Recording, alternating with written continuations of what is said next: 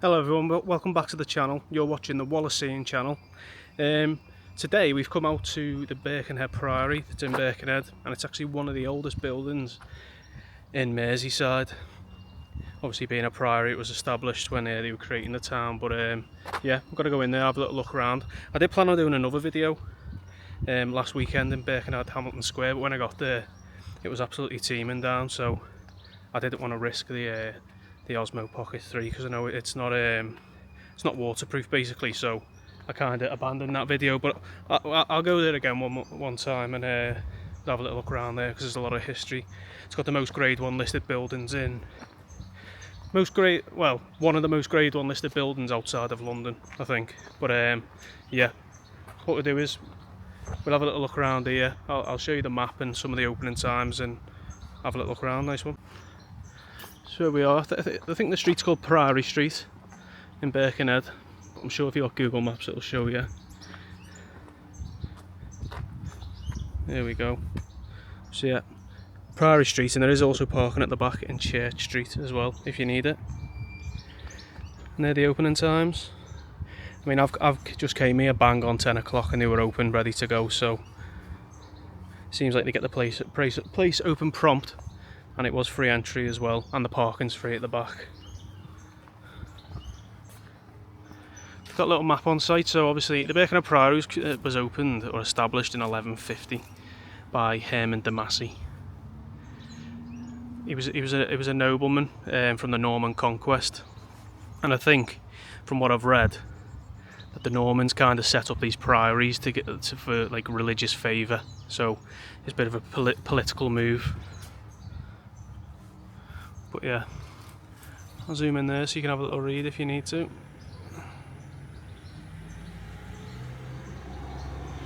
And then it's just a map of site. So you've got St Mary's Tower. We can actually go to the top of there and have a little look out on the River Mersey.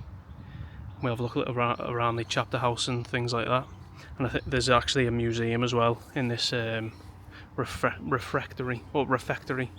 That's how you pronounce it. But yeah, let's go in.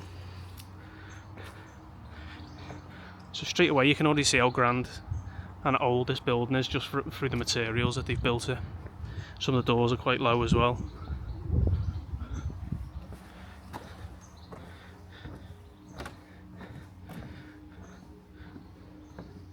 Immediately as you come in, there's loads of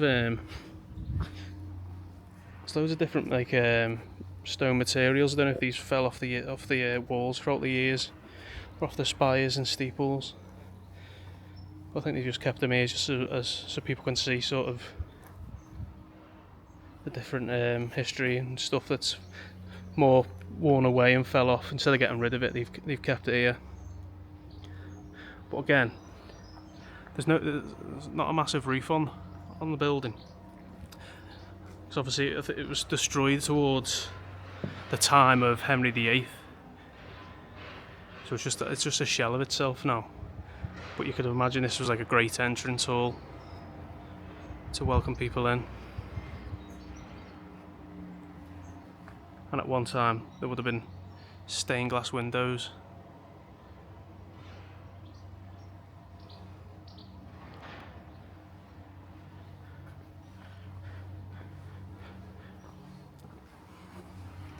You come out into this courtyard. I was speaking to one of the fellas there, and he said that at the point of this priory, it was only till like 100 years later or something like that he started putting like burials and stuff on when it was reopened. So some of these graves are a couple of 100 years after the priory was established. But we'll have a little look in here. The chapter house. So the chapter house was built around 1150 as a meeting place for the monks. After the dissolution, it was adapted for use as a chapel, functioned as a place of worship until the opening of St Mary's Church in 1821. So although this is like a historical context to it, you can still visit this chapel as a like a working church. Actually, I went to go in there then, and I think there was I don't know if there was a service going on, so I kind of abandoned that. I might have a little pop in later if no one's in there. Now there are toilets on site, which looks to be towards the back of the St Mary's Church. And when I came onto site, I didn't actually know that John Laird and William Laird were actually buried on this site. Now, obviously, if you don't know any history of Birkenhead, John Laird and William Laird actually set up Birkenhead Hamilton Square.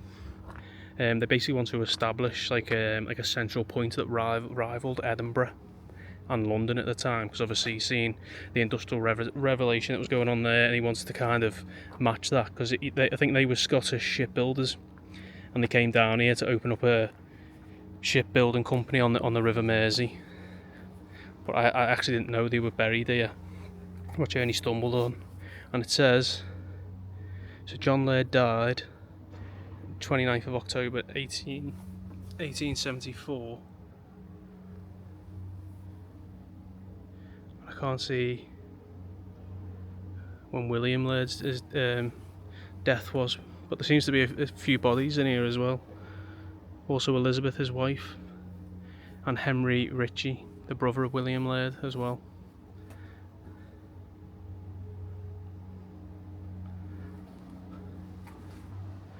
So this tower is St Mary's Tower. Yeah, we're allowed to go up there, and this is kind of what remains of the church at the back. So we'll have it. I'll go up there and see what we can see. Just as I'm walking over to the tower at the back, you can see some of these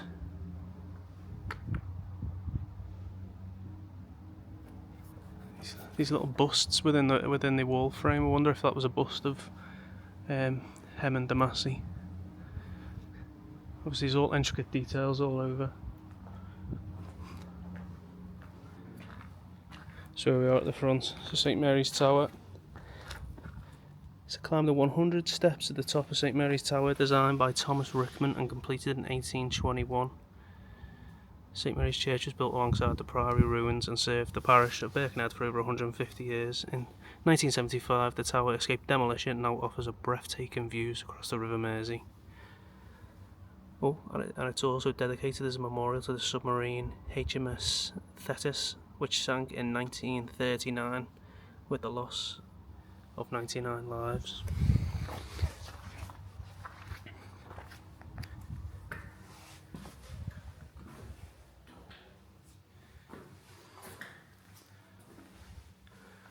Some memories of the church. 2019, he celebrated 200 years.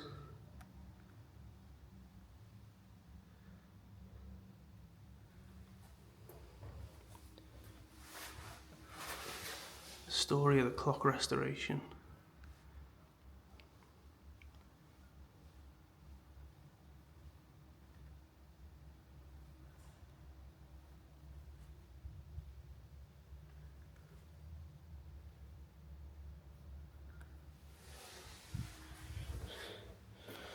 So this is obviously starting from casting the new wheels for the clock, assembling the clock, the return to St Mary's and the clock striking again.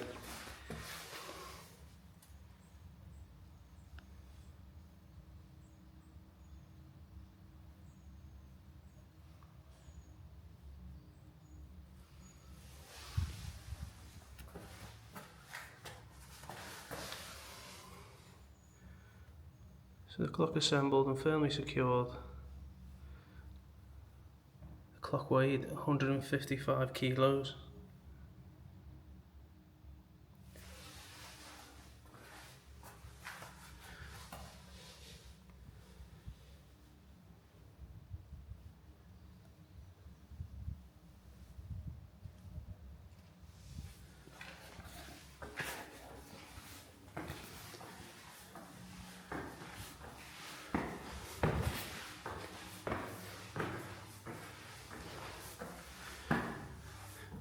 So they're all different.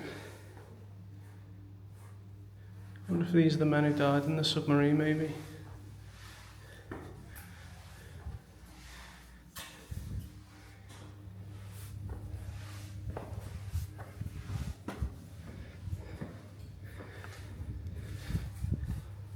So The St Mary's clock was restored and reinstalled in September 1990 by Unilever. And I think they're the two American brothers from America who made like the cleaning brand, was it? That must have been the original clapper. What struck the belt?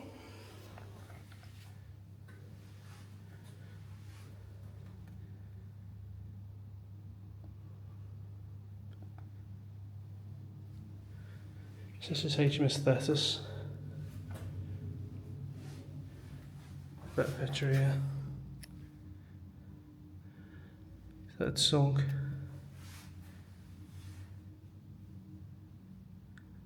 You can only be imagined to be trapped in there knowing that there's no way of surviving.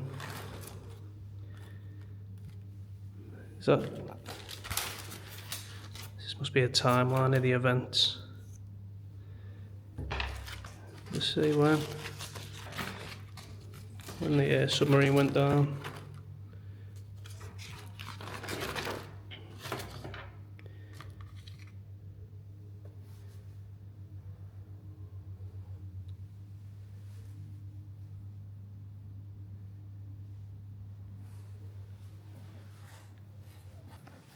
I'm half thinking, is this bell gonna go off? It'll take my head off.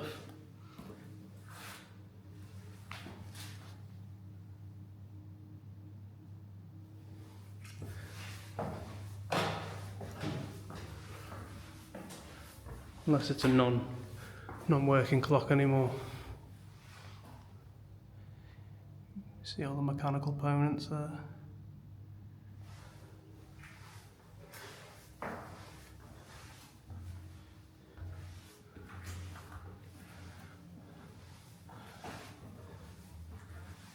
The rope and pulley.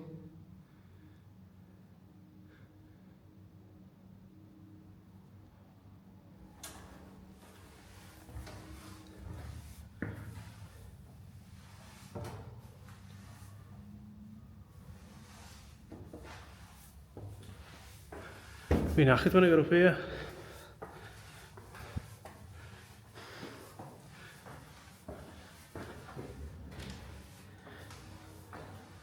It's well refurbished though. Like these stairs clearly are new. Well, they look new anyway. Got a lot of electricals coming in here. So you must get a good bit of funding.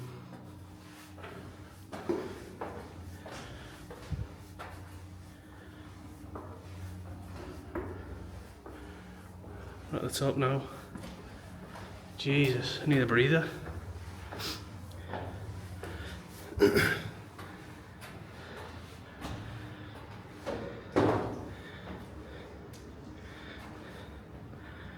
This is the Knox Bell, it's called, and it was donated by Hanks and Sons, Parkman Consulting Engineers and Friends of the William Art Galleries and Museums.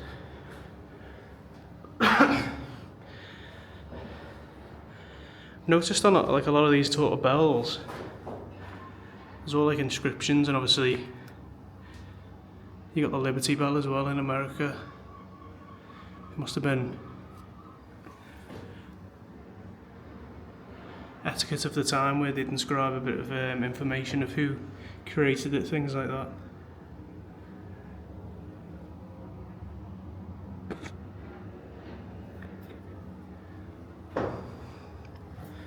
Yeah.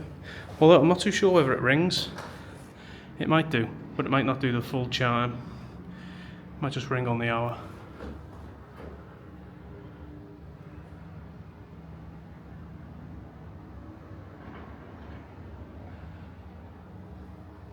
I always think, how did they build these tall buildings back in the olden days? It must have been a very dangerous job.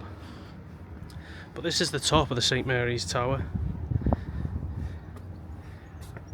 Wow, I didn't know. I've never been up here before.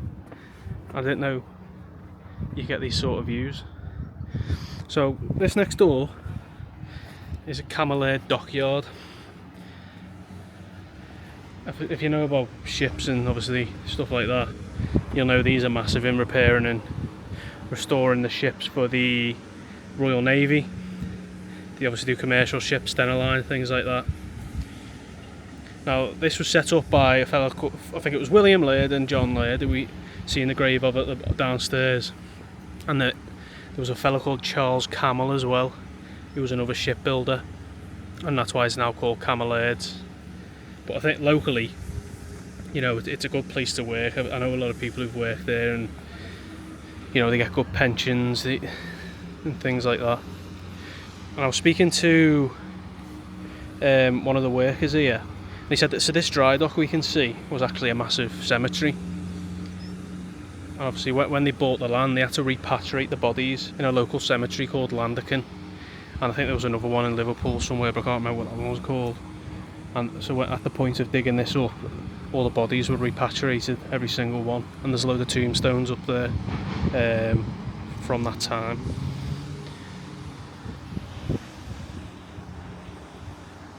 Obviously this is more inland, so it was like, this is more like Birkenhead town centre. There is, and there's like a observatory that they used to obviously watch the stars with and stuff, but you can't see it from here, and I doubt you could probably see it on this Osmo Pocket 3, but there is that sort of history as well in Birkenhead. If you look over the way, let me see if I can zoom in. So that tallest building there on in the centre of the screen is actually Birkenhead Town, Town Square, not Town Square. What's it called? The Birkenhead.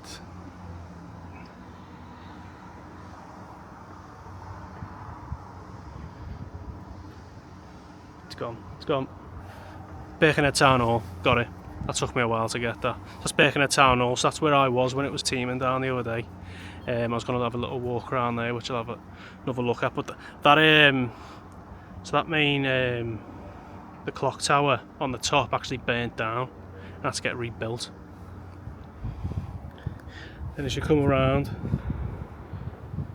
you come onto the River Mersey. So the monks who actually lived here, I think there was about 16 at any one time. A lot of their role was to provide a passenger ferry over the Mersey, because back in them days the roads weren't as established as they are now, and it was their kind of role to put that ferry on across the Mersey. But there's one lovely skyline. I'm not too sure how much it'll pick up, but that's the cathedral, Liverpool Cathedral there in the distance. And I think if we just pan over here, that's the River Mersey there. Again, I don't know how minute that'll be for you. That's the River Mersey. I might do a little video on there as well if anyone wants me to. But yeah, cracking views up here, to be honest. And again, we've got the spire.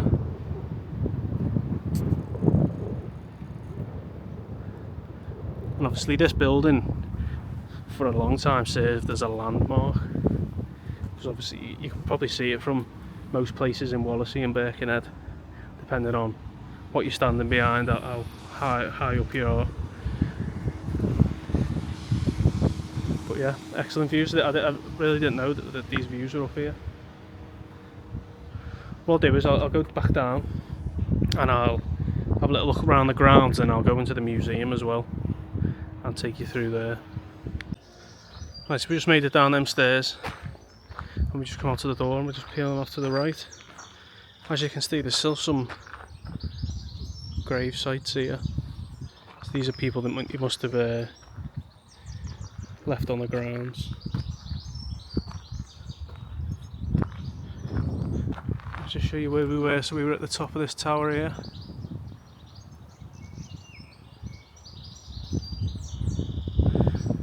Now obviously St Mary's Church was obviously built after the Priory, but again, like the Priory, it's still only a shell outside of that clock tower.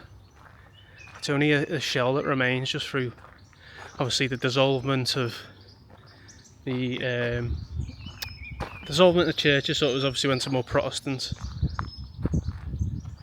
So Henry VIII took away their wealth, land, things like that. But then it just fell into disarray. But keep obviously this section here just as a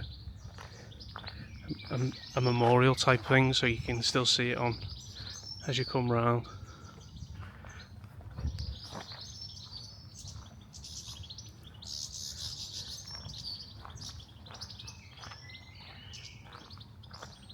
The chapel's still intact, so I don't know, this must have been like a church hall or something like that. But even here, obviously it's 26th of May today. It's a lovely day. Just coming here, nice little stroll round. It's free. Be a lovely place to sit, have a little look around.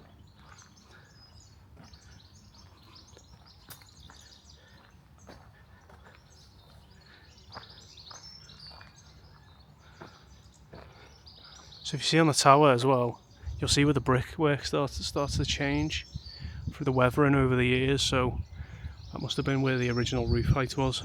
But I'm not too sure how far out it came down here. Whether it was up to the end of that grass maybe. I'm not too sure, I'll have to ask and find out. But again, there's all sorts of other different bits of materials laying around that just fell into disarray. They have had, it looks, when I was walking up the stairs there was like a bit of a conservation information banner where they've had stonemasons in and remade stuff. But obviously these look like off the spire.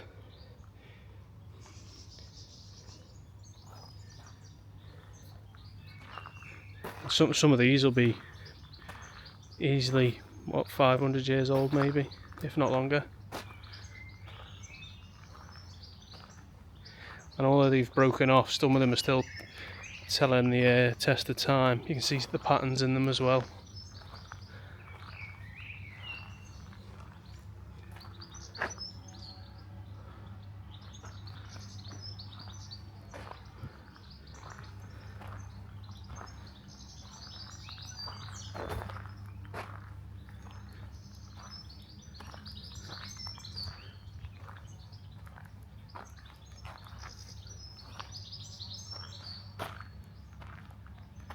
But yeah, have a little walk around here.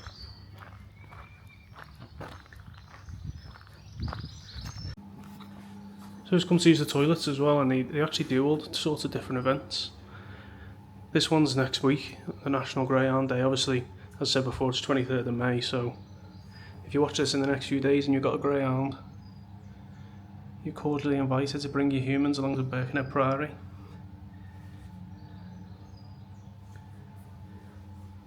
They must have some different concerts on and stuff as well. And another thing to note, they also do guided tours here for free.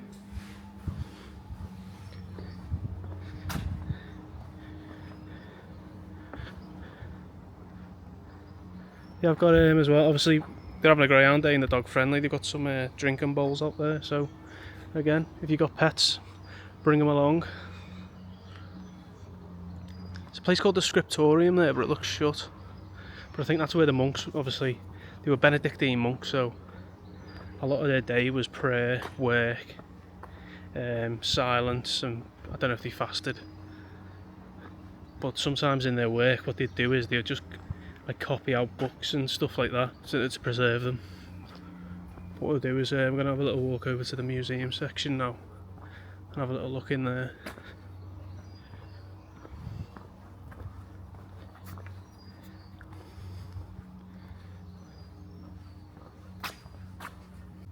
Let's enter the museum section.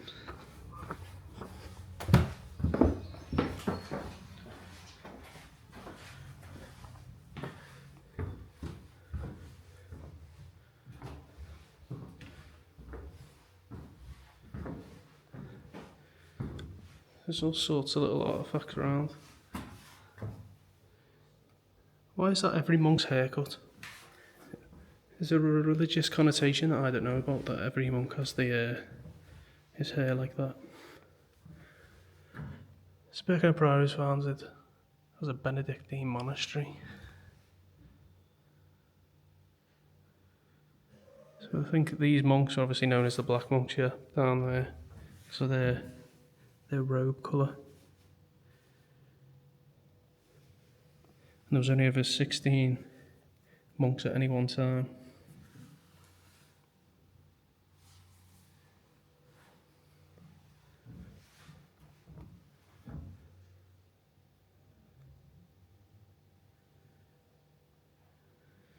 It says, obviously, it talks about the River Mersey there. In 1318, the monks were granted a royal charter, allowing them to build lodging houses at the ferry and sell food. And King Edward III granted a second charter in 1330, giving the monks right to charge tolls for passengers, horses, and goods using ferry. So that would have kept them going for a little bit. But I think this actually shut down through not being able to generate a lot of money.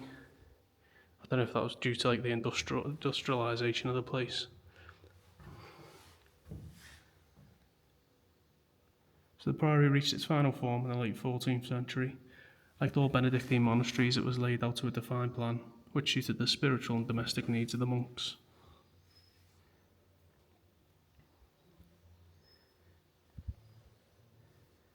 The oldest part of the priory is the chapter house.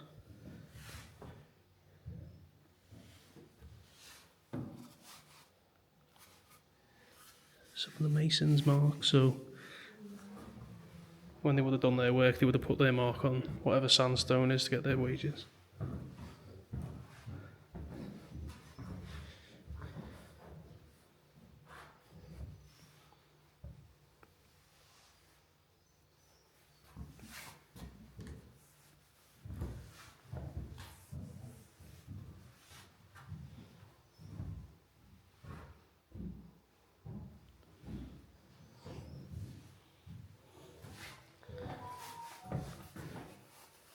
Some herbs for medieval medicine. Chamomile, used for fever. Thyme for leprosy.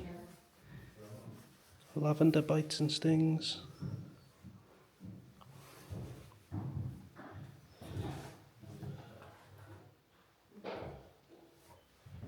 Obviously in the medieval times a massive thing was illness. I think there was the Black Plague may have came through here and these would have had to look after people.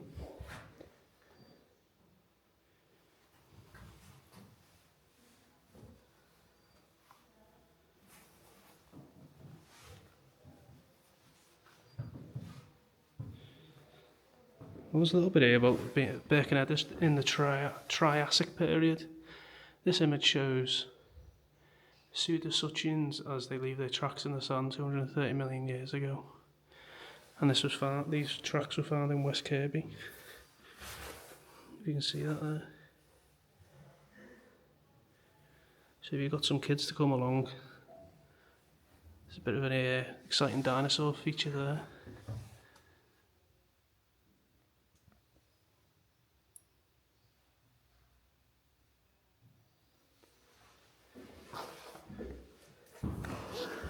So this must have been what the chapel looked like.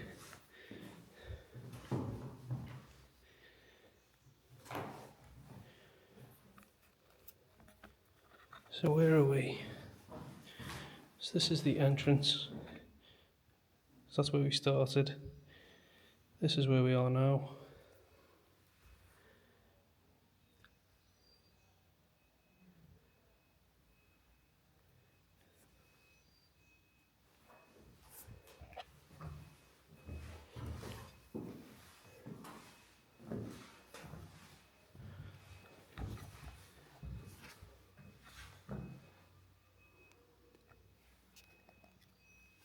This is some of the monks' sort of daily life.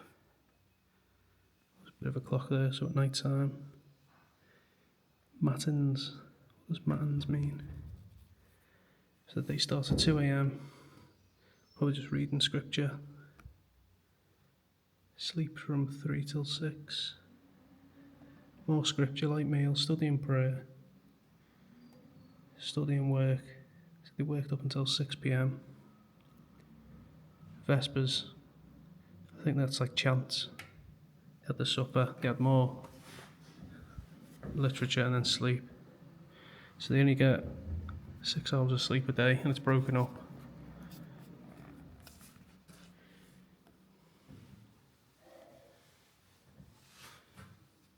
These large medieval door keys. with the detail on them. I wonder if they were easy to pick than modern day door locks.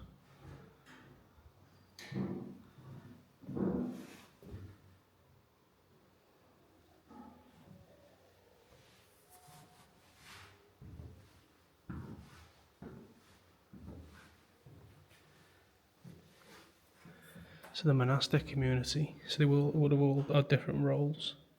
So each monk would have had a special responsibility. So one was an almoner, dispensed money to the poor and sick. Solara, supervised food and drink. Infirmarian, in charge of the infirmary, so looking after people. Lector, reading lessons in church. A sacrist, cared for buildings and contents. And the precentor led the singing music.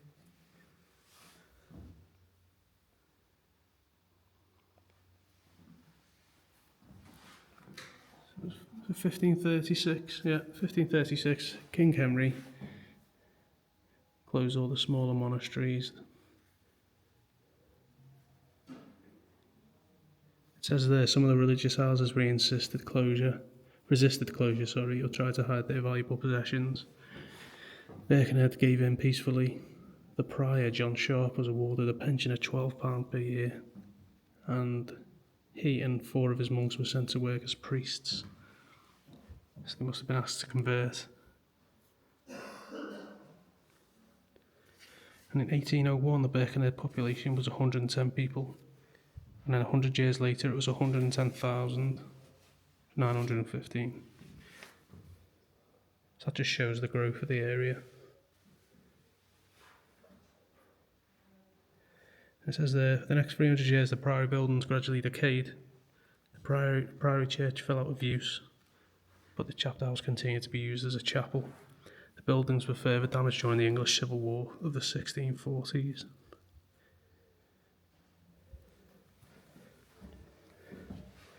this the original door? This must have been the original front door.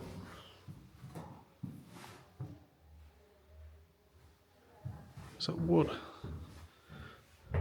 Well, it would have been wood, yeah. Thick wood. I wonder if it would have got how cold it would have been or easy to heat.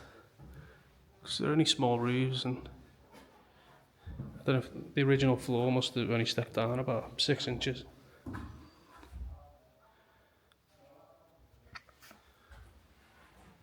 Have a little look upstairs. Jesus. I don't think this is too accessible. This is what I was expecting for the clock tower, to be honest. Whoa. I was meant to go up them stairs then, but there's like a bit of an event space going on. It was just a load of chairs, but there was some woman up there who was quite knowledgeable on the priory itself. I mean, it was her job, so she's got to be knowledgeable on it.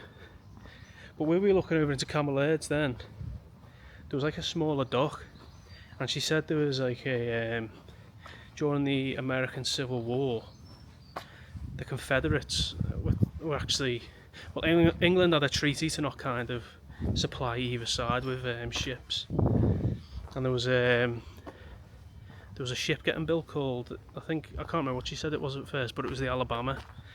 And now William Laird, who actually worked there, he said at the time that when it was completed, basically, he didn't know it was a warship, because what they'd done was, they built a ship there, but then once the ship was complete, they sailed it down the Mersey somewhere else, and then armed it, and then that's when it was used. And I think it took out 63 vessels at the time, so it was a massive ship in terms of, obviously, firepower and taking out the Unionist ships. And as well as that, so obviously America kind of found out where it was built, and then at the time of Tony Blair, I think he had to pay £15 million because they wanted sort of compensation for obviously England's part within that sort of civil war, which was a good bit of knowledge. I didn't know that before I came, to be honest. But yeah, where we were going up to was kind of the scriptorium, I think. So this is where they would have like ate and no, sorry, that was the refectory where we went. So where they would have ate and stuff like that. But yeah, that's basically the whole site. I tried to cover what I know. But if you do come here, obviously there's free guided tours. That when they have events on, obviously there's not the manpower to kind of walk people around. But she said whenever there's not an event, you can kind of do a guided walking tour, and they'll take you around. But yeah, that's basically the video. I'm looking at maybe doing like a bit of a Beatles walk, like Beatles location walk next time. Maybe look at the childhood homes. Maybe go past the Cavern Club, things like that, and just little Beatles locations. So if you'd like me to go and do that, let me know. Put it in the comments. And then yeah, we'll get out there, do that. But yeah, definitely come here. You've seen the opening times, closest to the weekend, more than the week. I think they are Wednesday as well. But it's definitely somewhere to come and look. That view from that tower was amazing.